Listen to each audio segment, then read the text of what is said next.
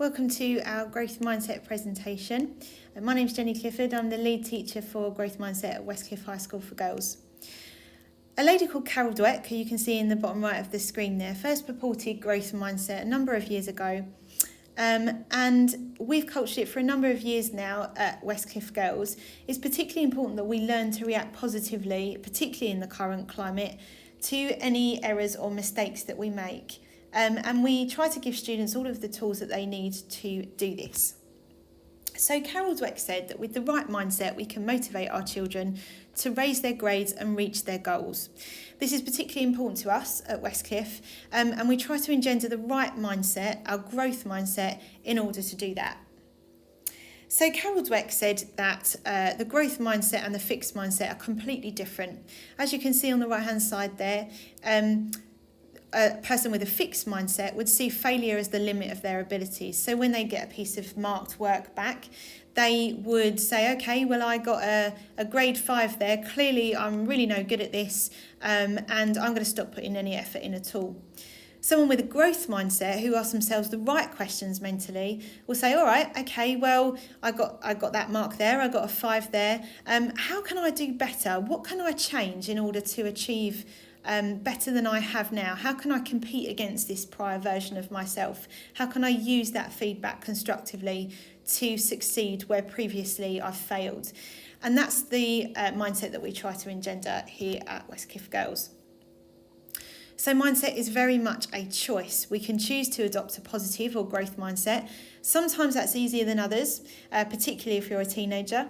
But we really try to ask the right questions in lessons and to build on assessment for learning and the building learning power that go alongside growth mindset as the 3 pillars of the curriculum at Westcliff. When we meet challenges, we are really mindful as teachers of the fact that we need to remind our students about the principles of growth mindset in order that they see these kind of pit stops as stepping stones in order to get to where they need to be. So a useful analogy for looking at growth mindset is someone with a fixed mindset will be more like the rusty bucket on the left-hand side. They'll be immovable, they'll have a fixed capacity, they won't grow. They'll stand still, they will think, okay, well, I know what there is to know, and be very closed-minded about things. That on the other hand, they could be a hot air balloon, which moves, it's capacious, it elevates and grows. So they'll be open to new knowledge, new viewpoints and perspectives in order to elevate themselves. So some of the facets of that are the fact that someone of a fixed mindset will be motivated by a desire to look smart. They will avoid challenges, not take risks. They'll give up easily. They'll see effort as fruitless, and they'll be threatened by others' successes. Whereas someone with a hot air balloon mindset, a growth mindset, will persist. They'll persevere. They'll embrace challenges. They'll see effort as a path to mastery. They'll learn from their constructive criticism, and it will always be constructive, and they'll be inspired by others' success. So this is the lovely Carol Dweck, and she said that no matter what your ability is, effort is what ignites that ability and turns it into accomplishment. Making sure that effort is made creates synapses in your brain that otherwise wouldn't be there. The more effort you make with a certain subject, a certain topic, the more synapses are grown. And that's really important for furthering your success in different subjects and can really change your goals with that particular subject. So some of the barriers to learning then, sixth form and coming into year 7, are the fear of failure, low effort syndrome. If I don't take the risk, then I can't be disappointed. Puberty and adolescence, that's always a key one. As students move through puberty and adolescence and into sixth form, where do they fit? Is it cool to have a growth mindset? Am I, if I take a risk and put myself out there, am I going to appear geeky? Am I going to be a bit of a loser? And those are all the kind of things that we try to get past when we challenge our students to do that. Unfavourable comparisons to peers is a key one. They don't want to look like that they're rubbish at something, so they'll hold back in order not to feel that way. And the grading systems and communication barriers sometimes make it tricky for our Year 7 students to achieve as well as they might.